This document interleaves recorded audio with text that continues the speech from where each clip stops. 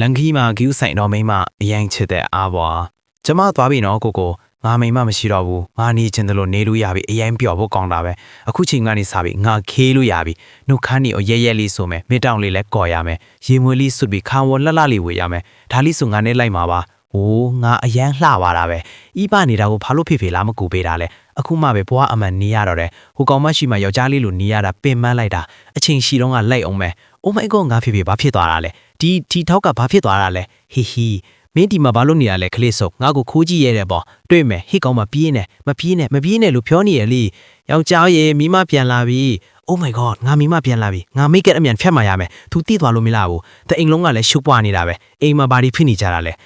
ငါကောင်ကိုဘလူးဖြစ်သွားတာလဲငါကောင်ကိုဘသူလုတ်လိုက်တာလဲပြောကြစမ်းရှင်ကျမကောင်ကိုဘာလုတ်လိုက်တာလဲပြောစမ်းကိုမလုတ်ပါအောင်မိမရဲ့ဒီကလေးလုတ်တာပြောလဲမရဘူးမင်းသားအဲ့ဒီကောင်ကိုမလောက်စေးကြည့်လဲဒီလားဘာလို့လုတ်လိုက်တာလဲပြောစမ်းဟာမေ CCTV ကိုကြည့်လိုက်ပါအောင်လက်ဆက်တော့ရှင်ကခေးနေတာကိုရှင်လုံးသမျှအဖြစ်တွေအကုန်လုံးကိုလည်းကလေးကိုအဖြစ်ပုံချသေးတယ်ရှင်လူလူကျမမပေါင်းဘူးအခုချက်ချင်းအိမ်ပေါ်ကစင်းစမ်း